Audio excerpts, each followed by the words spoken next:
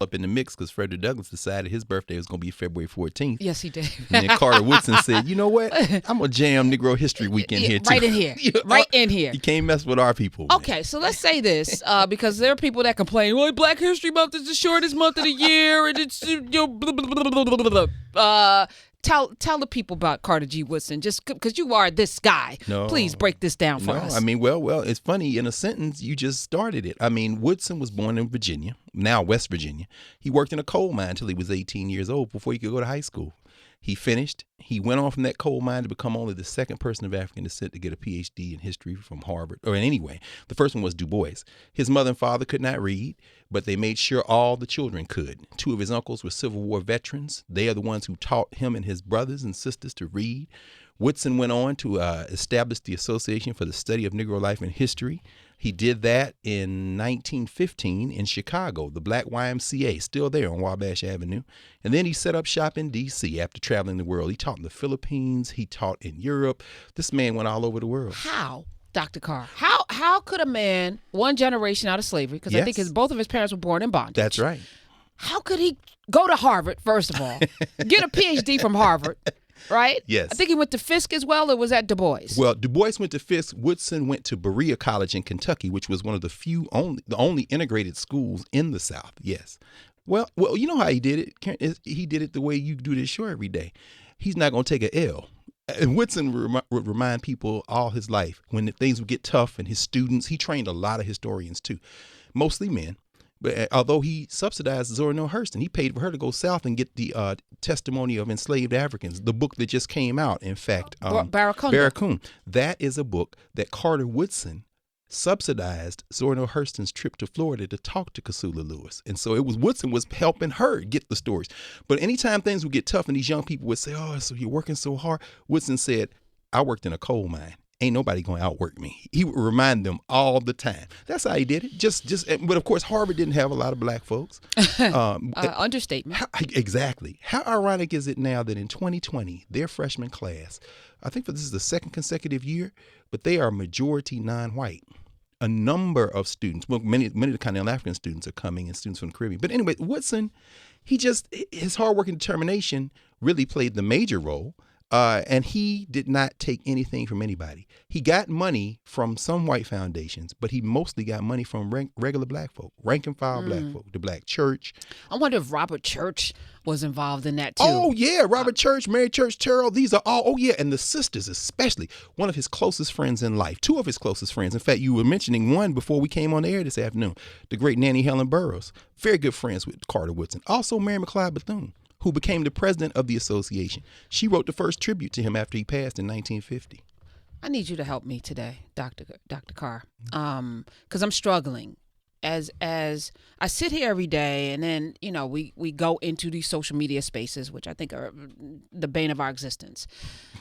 Amen. But I also see the state of black people. So I'm watching the NBA All-Star game last night, which is amazing. It was amazing. The best 5 minutes of basketball I've seen in a long time. Shout out to Team LeBron. It's a great idea how they remixed it. Wasn't that beautiful? I'm telling you, everybody's saying the same thing. That was awesome. Yeah, absolutely. Because they started playing. Right. When the score was 153 to 154, I was like, they need to get to 157. I said, oh, this is some basketball. Yes. But I'm watching the whole weekend of brilliant, because it wasn't just the ballers, No. It was like celebrities. And you just see in Chicago this cacophony of black brilliance and wealth and just, it was just so nice to see it. Yes. So there's an elevation of us, but yet we're so focused on where we can't go. Coupled with allowing, and I want to have this conversation today because I'm sick of it. I know that's right. Coupled with this notion of illegitimate black people.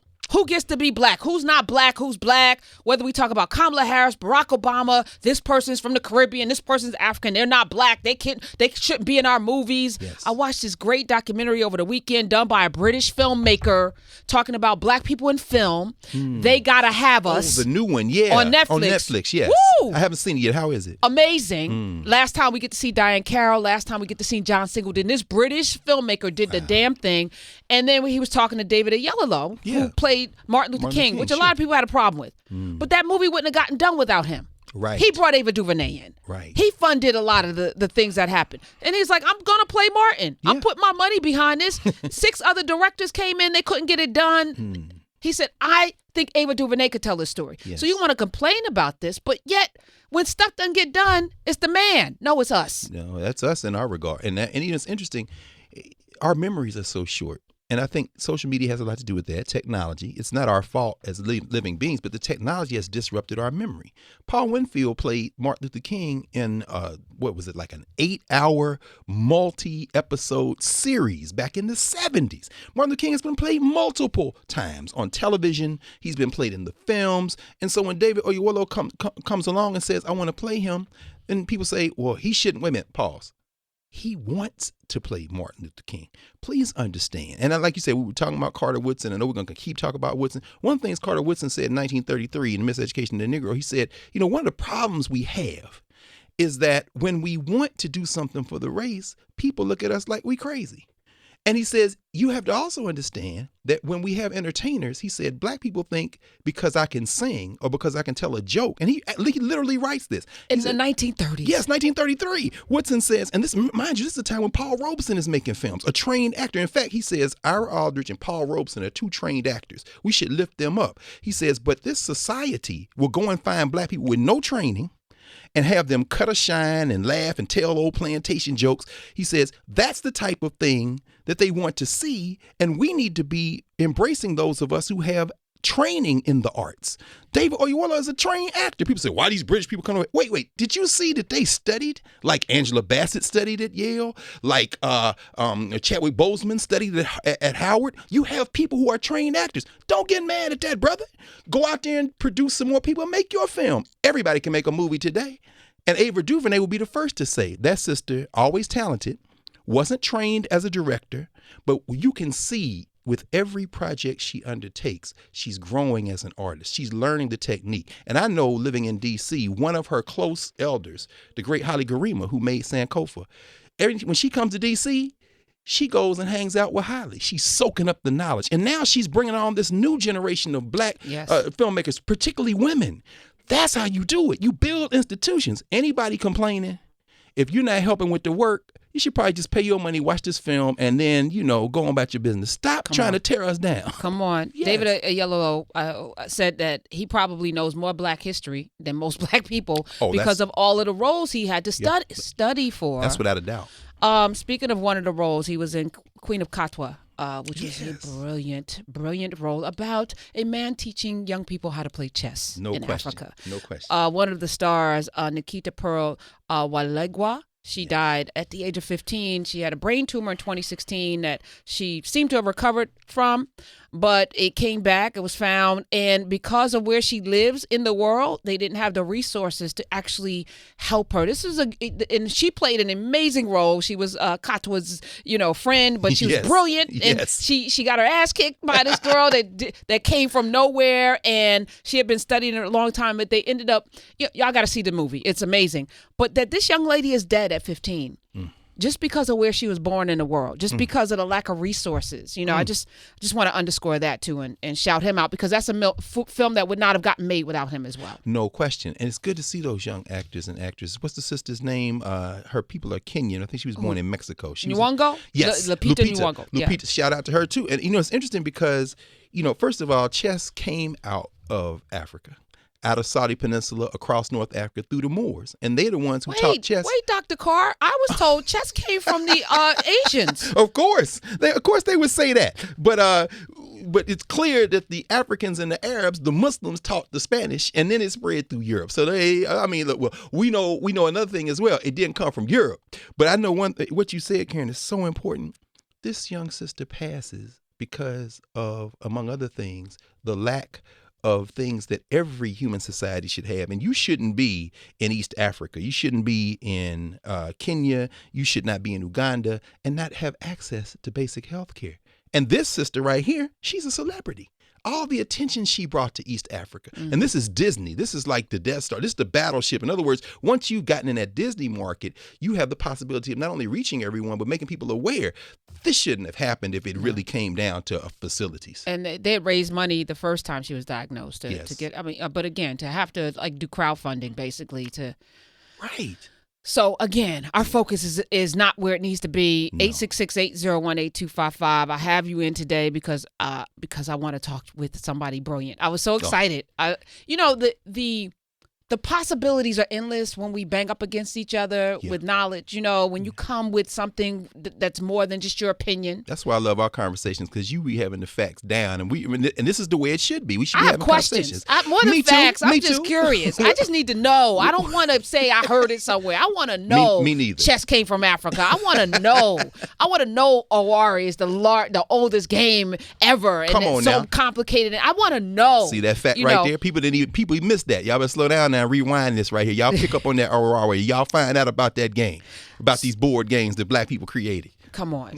So tell me, I'm struggling with this new movement as we get into the political landscape, and people telling people if they don't have an agenda that we shouldn't vote for them. And while I understand that, listen, reparations are important. I think they're owed. I think we should have them. Yes, absolutely. However, we need to vote. I don't give a damn who is the nominee. No question. How do you, first of all, what's your background, Dr. Carr? Where your people's from? Nashville, Tennessee. Well, my mother's from Alabama. My father from East Tennessee. I was born and raised in Nashville. Went to Tennessee State University, undergrad. My HBCU, I tell people I'm a field HBCU Negro. They let me work at Howard, but I don't know if they would have let me in with my high school grades, scared to tell you the truth. I left there and went to Ohio State. Because my mentors had gone to Ohio State. This was back in the 40s when black folks couldn't go to school in the South unless you went to HBCU. And you certainly couldn't go to law school or medical school or professional school. So I went to Ohio State in Columbus because Jamie Williams and McDonald Williams, the husband and wife who were Tennessee State professors, went there in the 40s. Jamie Williams was still alive. She's 101 years old. Wow. She was the first black woman to edit the African Methodist Episcopal AME Church Review. Wonderful, Wilberforce graduate. Her husband just passed at 99, McDonald Williams, last year. Anyway, I went there for law school, got a law degree. And after I spent the summer of 1989 here in D.C. So I know earlier you were talking about WRL, and I remember Bob Law. I would be up all middle of the night listening to night talk and knowing I got to be at work in the morning. 99 Hudson Street. I worked at the NAACP Legal Defense Fund. In fact, I clerked that year with a young sister from the University of Virginia, second-year law student, Tanya Lewis, who is now Tanya Lewis Lee. She was in law school at the time. We were at the same time. So anyway, I got here and I went uptown to Spike Lee's wife. Spike Lee's wife, yes. But she's so much she's more than Spike. No she's so much more than Spike Lee's wife. But I just want for people who don't, you just dropped a name that may not have. Thank you. Yes. Yeah, and when you see her, you say, oh, that's no. That sister's a first-rate intellectual on her own right. Yeah. And a great writer. Oh yeah, no question. No question. She's got a novel that she has not released. Really? I'm like so mad that I'm like, just let me just. This is all right. Go ahead. I'm hanging out with you, no question, because this is the level of discourse our people need to be in. So yeah, I spent the summer here, and I went to 145th and Convent.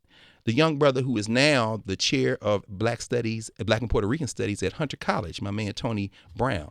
Tony took me uptown, and Tony said, I know you listen to John Henry Clark tapes in Columbus, Ohio. You read his books. Come on, let's go see the man himself. So I'm sitting in First World Alliance at this church on 145th and Convent, sitting up under John Henry Clark. And when he said all he ever wanted to be was a great classroom teacher, that was July 1989. I said, that's what I want to do. So I finished the law degree, but then I went right back to graduate school. Manning Marable at the time was chair of Black Studies at Ohio State. Manning Marable, who wrote the last quintessential book on Malcolm X. On Malcolm X, that's right. How capitalism underdeveloped Black America, you name it. First-rate intellectual out of Ohio. I went to see Manning Marable. I said, Dr. Marable, what you think? He said, we need some people to train this next generation. So if you want to come over here with us, please do. So I went and got my master's at Ohio State. And then I went to Temple. That's how I ended up on the East Coast in Philadelphia. Malefi Asante and his crew, Abu Abari, Carr Welsh, had created the first PhD program in African American Studies in the world. And I knew I wasn't going to get in. So I applied a year early, knowing I was going to get rejected, and then they could tell me what I needed to do to apply the next year. Pause for a second. Yes, ma'am. Why did you think you weren't going to get in? Well, because it was the only one in the world. So every year, hundreds of people were applying from all over the country. And many of these people you had everybody from lifelong revolutionaries who were going back to school to the top students who never went anywhere but school. I mean, across the board. Bobby Seale was in the program at that time. Black Panther. Regina Jennings, one of his comrades from the Panther, who ended up getting a PhD in that program. I mean, across the board. So I knew out of hundreds of applications from all over the world, if you're letting in 10 or 12 people a year, okay, I'm not getting in the first time. So they sent me a letter and said, you've been accepted. And I was like, wow. So I had to call them and said, look, I'm not finished with my master's yet. Can I defer? So just clarification. Yes. You applied a year early. Yes. Thinking that you would not get in. Knowing I wasn't going to get in. Knowing that you would not get in. Yes. And so that you would then get intel about how to make sure that you would get in the next time. That's exactly right. I just need people, because everybody feels like, things are just so... that entitlement. Why didn't I get... You were like, okay, I'm going to apply so I can know what the... But you got in. I take reading and writing the way you take it. Intellectual work is slow work. It's accretive work. You got to build up to it. And we know that our people understand that, but they don't necessarily they don't apply that necessarily to book work. But you apply it to the basketball court. I mean, one of my professors used to say, nobody ever sees black people ask for affirmative action on the basketball court. Nobody last night was asking for them to slow the game down. Wait a minute. Chris Paul had an alley-oop. That man is 138 years old. I said, what are they doing? Come on now. He's not 40, Dr. Carr. What you're not going to do is ageism on this show. Okay, you're right. I won't engage in ageism. Chris Paul is short. Yeah. You can say he's short and stout. He's short and stout. And you're right. And in the last several years, Charles Barkley was talking to him last night, he's completely changed his diet. He's going to the plant-based, to the vegan. Really? Yeah, because he said, I got to stay in the league. I mean, so in other words, he's not asking for any he's not asking for any lowering of standards. No. Don't make the basket shorter. Don't make the basket shorter. I'll get up there. I'll get up. Throw the ball, man. So yes, I took the same, just like you do. We take this seriously. You don't expect to get in on the strength or the hookup. No, let me do the work. But what I discovered after I'd been accepted was, see, I come from law school to graduate school, and you can't fake in law school. You come in there with an 800-page book, and the pages are the texture of tissue paper, and they call on you in contracts and say, Mr. Carr, could you please state the facts in Williams versus Walker Thomas? If you haven't read, there's dead silence until you read. Now, no way you can skim this with 200 people sitting in here looking. So you better be prepared. Because so you had a certain discipline. That's right. That they were looking for. That's right. And I think that's why Woodson had the discipline he had. You ask why he succeeded. This man had to dig in a coal mine with his brothers and sisters. So turning the page in a book, in fact, there's a great story about Woodson. When he was in that mine, his job when he left the coal mine was to go to this brother's house named Oliver Jones. Oliver Jones was a coal miner. He was a veteran of the Civil War. He had fought in the Union Army. Jones couldn't read. But Jones and the other brothers who would come after their shifts, they put money in. And in Jones's house, they subscribed to every black newspaper in the country, and many of the white ones. And Carter G. Woodson's job as a teenage boy coming into Oliver Jones's house was, in exchange for ice cream and soda, because Jones had stuff in there for the brothers, he said his job was to read the newspapers to these brothers. And then when they found out something was going on in Michigan, or some debate was in the U.S. Senate and they didn't know all the facts, they would send Woodson to go research the facts. And at the next session, he had to report out. So I like to tell people he may have had a PhD from Harvard, but he was trained by the brothers in West Virginia coal mines. That's who trained Woodson. It's the same technique, discipline, as you say. Yeah. So yeah, that's what got me in. I spent the following year in Ohio State reading everything I could. So when I showed up in Philadelphia, I had read everything the faculty had published. I had gone through the footnotes, and I said, I'm going to use this degree as a weapon. And since I finished in 98, I worked for the School District of Philadelphia for 2 years. Last time we were here, we talked about the curriculum. That's when we started working on trying to get this curriculum together. And since 2000, I've been in Washington, D.C. at Howard University because, our most precious resource is our young people. And since their campus is full of them, I figured let me be there too. And I still get to use the law degree because twice a week I teach at the law school. I teach a class on race and race and the law at the law school. So, what do you think is our greatest obstacle right now as a people? Because the question, there's a scientific study that says that the brain, once you ask a question, the brain has to stop to try to find the answer. Yes. That's why this what I call the African method, not the Socratic method. No you question. You told us last time No. Socrates got that from Africa. It didn't exist. It didn't exist in Greece. That's right. So I need to understand that every day. I'm like, how do we get from here to there? I am so tired of this chasing our tail. I'm tired of the cyclical way in which we look back 60 years. People were doing greater things actually with less resources and less opportunities. We talked off mic about Madam C.J. Walker and Booker T. Washington, and we talk about the media outlets that they produced. Yes. And we're struggling today because half the people producing media outlets don't have the discourse or the background to actually be able to sit in that seat to do that. That's right. And I sit here and I'm like, how do we get from here to there? We can't even have an intellectual conversation about what we expect from candidates without it devolving into cancel culture and you're not black enough and what's the black agenda when there's not even, Tavis has done a book like 20 years ago about the black agenda. Right. Carter G. Woodson had a black agenda in the 30s. Yes, We've always had it. Why haven't we been able to implement it? What is the biggest obstacle to us getting things done? That's a tough one, Karen. I know, you battle it every day. 5 days a week you're on these airwaves, and people are not only listening, they're watching on YouTube, they're in other platforms. I think part of it is we have so much information at our fingertips, but we've lost a dimension of being able to be guided through things because there aren't platforms. There are too many platforms in some way. So there's that external factor. I was talking the other day with a friend about Lerone Bennett, the great Lerone Bennett. When Lerone Bennett was the senior editor at Ebony and the chief historian, Ebony magazine was on the coffee table, either Ebony or Jet, in all the black households. Everyone. Yeah. So Bennett didn't have any competition. So when he wrote the magazine articles that then Mr. Johnson said, hey man, you know what? Let's put these together in a book. And so they launched Johnson Publishing Company, the book company, in that 11-story skyscraper in Chicago, and they published before the Mayflower. Now, I know Nicole Hannah-Jones. She's a friend. I know you've talked to her. It's a wonderful project, the 1619 Project. But let's not confuse that with black people, black institution, black book, black schools, black school teachers, most of them women, teaching black children before the Mayflower. But that was during a period when Ebony magazine was the thing. Ebony has gone through many iterations.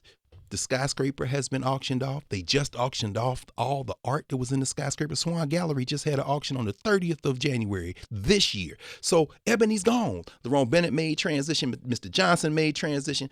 Ebony still has a website, but guess what? So does everybody else. So I think part of it is everything is out there now. There's not places for just to focus our attention. That's one thing. And then, of course, there's us, which is the real thing. But you about to say something. No, I agree. I've come to this epiphany recently, actually, in 2020, that, and I did a podcast about it today, that we focus too much on what we can't do and who's holding us back and who's doing this and this and that. I was in a YouTube comments today and it was like, well, we don't have, and I was like, we spend $1 trillion. We don't have the resources. We spend $1 trillion as a group, larger than the GDP of Mexico, larger than the GDP of Russia, the amount of money that we spend. If we focus that money, if we circulated that money, if we directed that money, $1 trillion collectively? Well, it's interesting. My friend Jared Ball, who teaches at Morgan State, he's just written a book called The Myth of Black Buying Power. And what Jared says, and he's not alone, Derek Hamilton out at Ohio State, there are a number of people who've been saying this, talk about the fact that we have this collective wealth. We kind of tally it that way. At the same time, what we often don't take into account is how these institutions absorb that income. So, Dr. John Rick Clark used to say, he said, if black people just made their own draws, we could, but guess what? Can we make them $3 for $1? Are they going to come in from China? And can I go get them from Walmart? Because if not, I'm not going to buy Karen Hunter's underwear line. Why? Because it costs, she got $2 for $1. I can get $3 for $1. Wait, slow down. Understand that some of this is political. Just because it costs a little more now, that's not because she's taking the money, living the high life. Understand, this is institution building. Come on. That's the thing. That's what Woodson's talking about. That's us. Now that is us. And it bugs me out that that the Koreans run, and no disrespect to them because they figured it out. That's right. But how do they control the hair care industry when we are the predominant market? Yes. And we don't control the distribution chains. We don't control. And the wealthiest companies that have come out have been hair care. From Madam C.J. Walker, Annie Malone before her. Come on now. But even Shea Moisture. You better talk about that poor roll. Look, she's laying it down. Bronner Brothers out of Atlanta. That's right. We've made billionaires out of something, but the Koreans have figured out how to institutionalize and systematize our products. Yes. Well, but because it's not economic. It's cultural. And one of the most difficult things for us to face, I don't know that we'll ever be able to have this conversation, frankly, is the question of black culture. What is black culture? When you're talking about a people who come out of a group that was enslaved, who don't have a set of memories that we have developed and cultivated to give us a sense of identity that's separate from or disentangled at moments from the settler colony we find ourselves in, we're sitting on President's Day.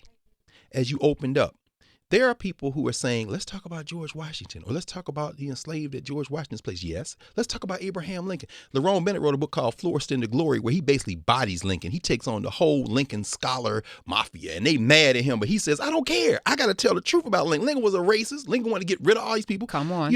And then Woodson comes along before that and says, if Lincoln's birthday is one day, Washington's birthday is another day. Douglas, who did not know his birthday, says, I was born on plantation, but my mother used to always call me her Valentine. So I picked Valentine's Day. Woodson said, if I stick the second week of February in the calendar and say, this is the week that we're going to celebrate what we did the other 51 weeks, because that's what Negro History Week was supposed to be. He says, if y'all study all year, the second week of February, we're going to tally it up. I want the kids to do speeches. I want the school teachers to talk about this. He'd be mad as hell now because wait a minute, is this the only time y'all talking about? You got it backwards. Right, right. This is not what I intended. But unlike the Koreans, the Chinese, the Japanese, and we understand that these people, as you said, they're complex people with their own differences. But one thing they don't have a deficit of is a sense of collectivity that's born in a common language, a common culture. Black folks' culture and language is grounded in enslavement. So that we see a 16. Hold up. Yes. We have Dr. Carr here today, Dr. Gregory Carr from the great Howard University.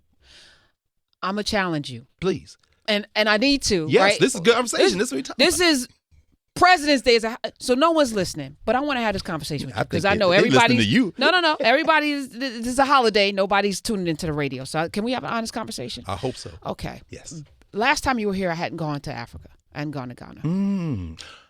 That fast? You've been since then? Been and back. Something transformed in my mind as I'm standing at Elmina Castle. As I'm standing there. And it wasn't what I expected. I expected to feel all of this, as I'm standing in that doorway of no return, my big ass couldn't have fit through that little tiny space. I would have had to get down, and I'm not the biggest person in the world, but they were bigger of us, and scrape through to get to that boat. I sat there, and the question that I kept asking myself was, how did the Portuguese and then the Dutch and then the French and then how were they able to do this for 400 years with people? How were they able to do it? So I'm going to throw it back at you. I think it's African to not be communal. Now, you could be communal within your tribe, but because Africans did not see themselves, because even within Ghana, their tribes, even within Nigeria, they are divvied up. No question. Because you didn't see yourself as a singular thing, and the Europeans did, to the point where they had councils and conversations about how they were going to divvy up your continent. Oh, yeah. It was just easy to march in, give you something, tell you that person. And we saw it with Rwanda. Yes. Tell you your neighbor is your enemy. Yes. Here, give me your neighbor. Yes. And this is here's some guns, or here's some candy or whatever. Here's a mirror, Ashanti's. Here's a mirror. And it was easy to do. I'm going to say to you, Dr. Carr, that to be a Black American, and this is not, again, I'm not disparaging anybody. No question. Is to be a being that had to, one, evolve within a generation through torture. We know that because the half has never been told, talks about, right? The separations of the hemispheres of the brain to pick more cotton. That's within a generation, which is unheard of scientifically.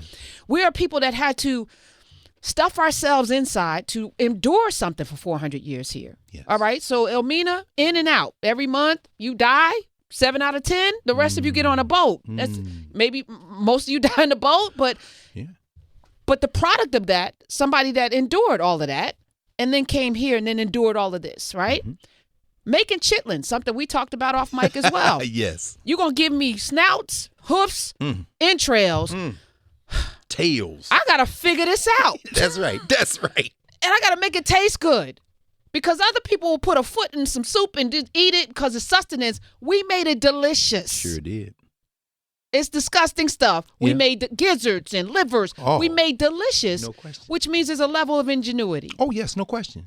Every single invention that we didn't get a patent for because it was illegal for a person in bondage to have a patent from the cotton gin on down. Come on. Can I tell me? Because it's the mother of invention. Eli, wouldn't they pick no cotton? No question. Right. I need to figure out how to do this. So what I'm saying to you, Dr. Carr, is that there's even in Puffy, the remix, the ability to take something and make something new out of something that's already in existence and make it dope. Yes. That's who we are. It is. And it's a collective that exists in all of us. And I think our job needs to be to wake it up. Carter G. Woodson had it. You could pick in a coal mine. You know, they say to us, jack of all trade, master of none.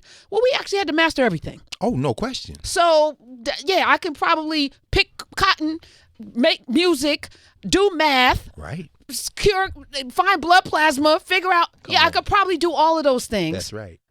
But if I don't know that because I've been told that I'm this, that, and the other, and I believe it, then how do I ever walk into my purpose? We're sitting here right there. You got a law degree that you don't use except to teach. Yeah, that's it. And then went back and got a PhD. Yeah. It's reading and writing. I'm saying that it's just the opposite. Like, everything that's possible is possible because we have made it possible. That's right. That's right. And if we understand the possibilities, nobody can come in, like you said, and how do you have a system for something that I created? How do you have a system? And I'm not making money off of it. You don't get to be in my neighborhood. But that's because we don't know who we are. That's right. So let's spend some time talking about that today. Yes. And we got a lot of things to talk about. If you want to talk about the NBA All-Star Game, I'm here for that as well. There's a whole lot of stories that we're going to cover because we're here and most people aren't at work, and I know you're not listening. Before we go to break, One United. I got to talk a little bit about that. We had the president on Friday. She was texting me all weekend, by the way. And I know y'all, me too. I wasn't feeling Harriet. Still not feeling Harriet. So I'm not going to talk about Harriet because I'm not feeling Harriet. Me personally, I'm not. But if you're feeling Harriet, go get the bank card. I'm here for the $1 billion challenge because what Dr. Carr and I are talking about, having institutions that we can rock with. Yes. Now, everything's not going to be perfect. No. We make it perfect. Right now, we might be making some chitlins and some gizzards. It's going to taste good until we get to the choice meats. No question. But we got to get there first. That's right. And sell them out of a place you own. Come on. Thank you. At least sell the chitlins out of your place. This is our only biggest, largest black-owned bank, and we need to make it bigger. Yes. We need to have $1 billion on the assets of this bank so we can make some moves. Yes. You don't have to like everything, but guess what? If you put yourself in a position to actually make some changes there, if you don't like something, having money there gives you a voice as well. So join the $1 billion challenge. Open a CD at oneunited.com/Karen Hunter. Oneunited.com/Karen Hunter. Member FDIC. Dr. Greg Carr is sticking around. We'll take your calls when we come back. Karen Hunter.